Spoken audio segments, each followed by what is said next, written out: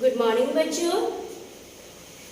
Hindi language के दूसरे chapter one और सब लेटर और वर्ड में हम लोग वन किसे कहते हैं, वर्णमाला किसे कहते हैं, वन के कितने भेद होते हैं, स्वर्ण वनों की संख्या 11 होती है, उसमें से 4 हर्ष स्वर, 7 दीर्घ स्वर, ये सब पढ़ चुके थे। आगे भी हम लोग मात्रा किसे कहते हैं, स्वर का जो रूप व्यंजन के साथ जुड़ता है उसे मात्रा कहते हैं।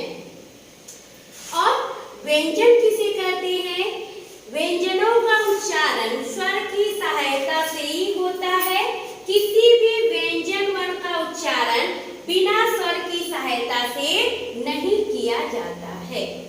उच्चारण के आधार पर व्यंजन के 3 भेद होते हैं, स्पर्श व्यंजन, अंतस्थ व्यंजन, पुष्प व्यंजन। और यह भी हम लोग पढ़े थे कि शब्दों को शुद्ध रूप से लिखने की पद्धति को वर्तनी कहते हैं। उच्चारण की अशुद्धि से वर्तनी भी अशुद्ध हो जाती है, इसलिए उच्चारण का शुद्ध होना अति आवश्यक है।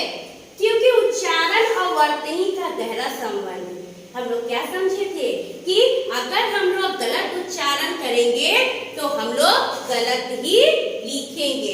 इसलिए हम लोगों को सही प्रोनाउंसिएशन, सही उच्चारण की जरूरत है, आवश्यकता है। क्योंकि उच्चारण सही करेंगे तो हम लोग सही लिखेंगे भी। फिर हम लोग अतिरिक्त व्यंजन पढ़े थे कि ड और ड़ और ढ जो है अतिरिक्त व्यंजन है। ठीक है, ये शब्दों के प्रारंभ में कभी भी प्रयोग नहीं होते हैं। संयुक्त व्यंजन कहते हैं कि 2 व्यंजन मिलकर एक नया व्यंजन का निर्माण करता है, उसे संयुक्त व्यंजन कहते हैं। जैसे ख में क और ध्वनि, त में त और र। फिर द्वितीय व्यंजन, जब एक व्यंजन ध्वनि अपने ही जैसी अन्य व्यंजन ध्वनि से मिलकर एक हो जाती है तो उसे द्वितीय व्यंजन कहते हैं। छ मिलकर छ यानी उसका उदाहरण क्या है, मच्छर।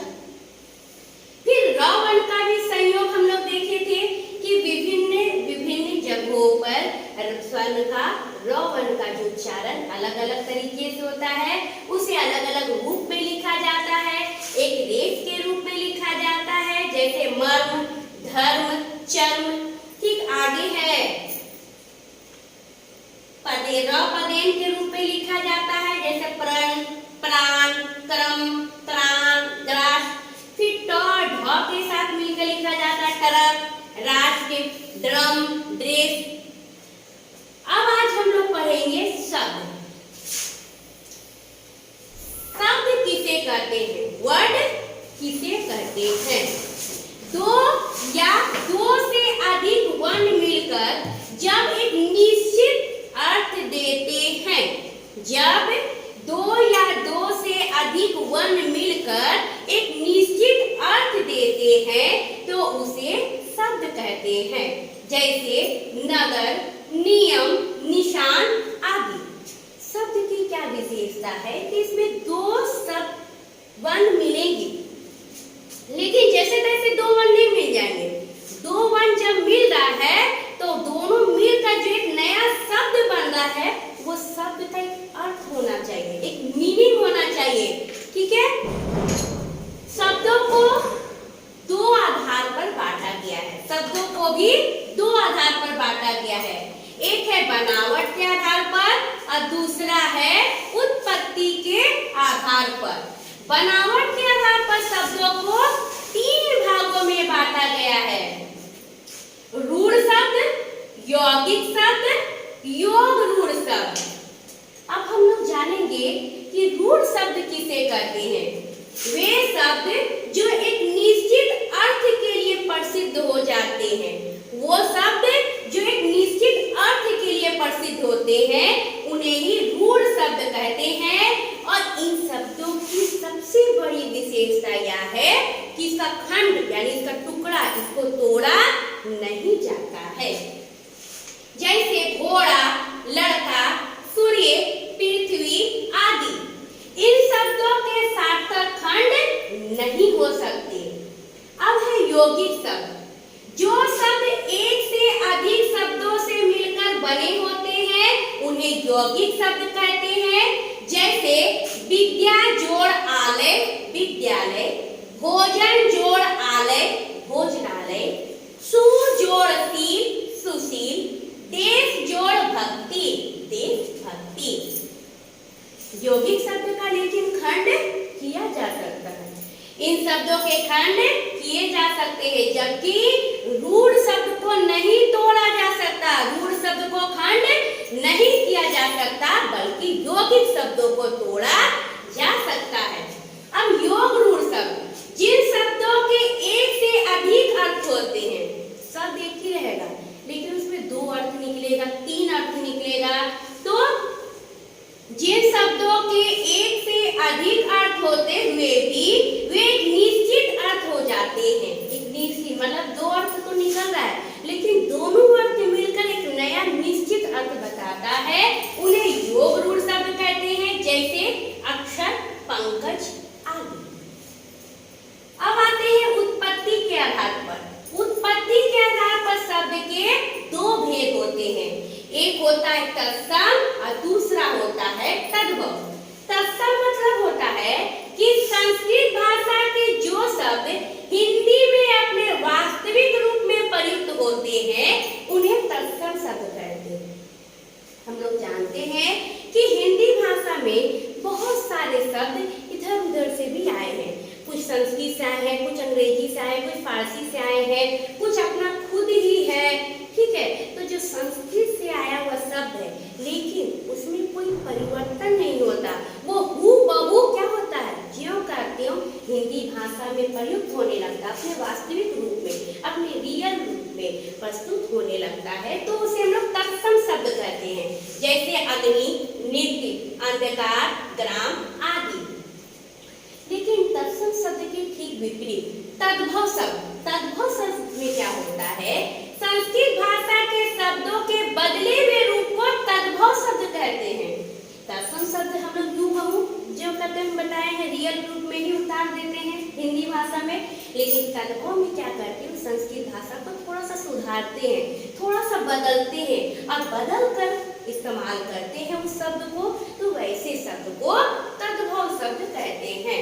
जैसे आम, आग, नींद, खेत आदि। अब है कुछ तत्सम और तद्भव शब्द दिए जा रहे हैं, इसे ध्यान से पढ़िए, इसे आप लोगों को अच्छे से पढ़ना है, अच्छे से लर्न करना है कि परीक्षा में ये भी आ सकता है कि आंख शब्द का तत्सम रूप लिखिए, तो आप लोग को याद रहेगा, तभी आप लोग लिख सकेंगे अच्छी। तो एक बार हम फिर इसको भी रीडिंग कर दे रहे हैं। आग तत्सम रूप अग्नि, आंख अच्छी, ओट ओष्ठ, आधा अर्ध, उल्लू उलुक, किवाड़ कपाट, कबूतर कपोत, कान कर्ण, गांव ग्राम, घर गिरी, घड़ा घट, घी घृत, घोड़ा घोटक, नाक नासिका, सूरज सूर्य, हाथ हस्त, सांप सर्प, रात रात्रि, मोर मयूर, भौरा भंवर, पहर प्रहर, पूत पुत्र, पीला पीत, नींद निद्रा, धुआं ध्रुव, दही दही, दूध दुग्ध, दांत दंत। दंत ये सब क्या है, हम लोगों का तत्सम से तद्भव रूप है, ठीक है। अब हम लोग पढ़ेंगे वाक्य। दो या दो से अधिक साधक शब्दों के समूह को क्या कहते हैं, वाक्य कहते हैं, जिसका अर्थ स्पष्ट हो। वाक्य में क्या है, दो या दो से अधिक शब्द होंगे, लेकिन वो शब्द का जो समूह है वो मिलकर क्या होता है, वाक्य का निर्माण करता है, और उस वाक्य का जो निर्माण हुआ है उसका एक निश्चित अर्थ भी होना चाहिए। जैसे मोर नाच रहा है, मोर एक शब्द है, नाच एक शब्द है, रहा एक शब्द है, तो ये क्या हुआ, मोर नाच रहा है, मोर क्या काम कर रहा है, नाच रहा है, इसका एक निश्चित अर्थ निकल रहा है, ये पूरा ही क्या हुआ, शब्दों का समूह वाक्य कहलाए। पारुल दूध पी रही है। ऊपर लिखे वाक्यों के अर्थ एवं भाव स्पष्ट है, हम लोग जान रहे गए कि कौन क्या कर रहा है, उसका अर्थ मालूम चल रहा है, उसका भाव मालूम चल रहा है। इस आधार पर कहा जा सकता है कि किसी प्रकार या किसी विचार या भाव को पूरी तरह स्पष्ट करने वाले शब्दों के समूह को वाक्य कहते हैं। अब वाक्य के अंग, वाक्य के दो अंग होते हैं, एक होता है उद्देश्य और दूसरा होता है विधेय। उद्देश्य में क्या है? वाक्य में जिसके संबंध में कुछ कहा जाता है उसे उद्देश्य कहते हैं, और उद्देश्य के संबंध में जो कुछ कहा जाता है उसे विधेय कहते हैं। Subject and predicate.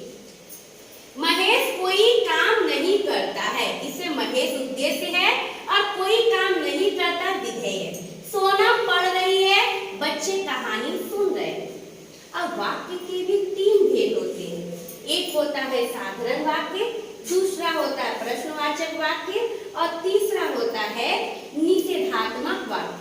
साधारण वाक्य क्या होता है? सिंपल सेंटेंस, जिस तरह से हम लोग बोलते हैं कि वह खा रहा है, प्रीति खेल रही है, बच्चे कूद रहे हैं, ये सब क्या हुआ? साधारण वाक्य है।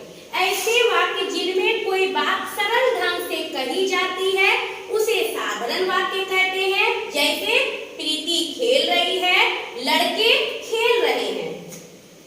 प्रश्नवाचक वाक्य क्या है? इंट्रोगेटिव सेंटेंस, इसमें प्रश्न रहेगा, क्वेश्चन मार्क रहेगा कि जिनके द्वारा, जिन वाक्यों द्वारा कोई प्रश्न पूछा जाता है उसे प्रश्नवाचक वाक्य कहते हैं। जैसे क्या अजीत पढ़ रहा है, कुलदीप कहाँ जा रहा है, क्या वह बाजार जाएगा, ये सब जो प्रश्न है वो प्रश्नवाचक वाक्य है। और प्रश्नवाचक वाक्य में सबसे इम्पोर्टेंट चीज है कि इसमें जो है प्रश्नवाचक चिन्ह लगा रहेगा। अब है निषेधात्मक वाक्य। निषेधात्मक वाक्य मतलब होता है नेगेटिव सेंटेंस, जिसमें कोई भी कार्य ना होने का बोध हो।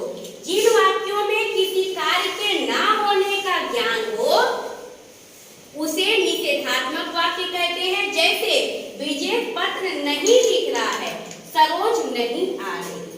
निषेधात्मक वाक्य क्या है? नेगेटिव सेंटेंस है जिसमें कोई भी काम नहीं किया जाता। मैं नहीं पढ़ा रही हूँ, मैं वह नहीं पढ़ रहा है, ये सब जो वाक्य है वो क्या है? निषेधात्मक वाक्य है। ठीक है, आप लोग अच्छे तरीके से इसे पढ़िएगा और समझिएगा। थैंक यू बच्चों।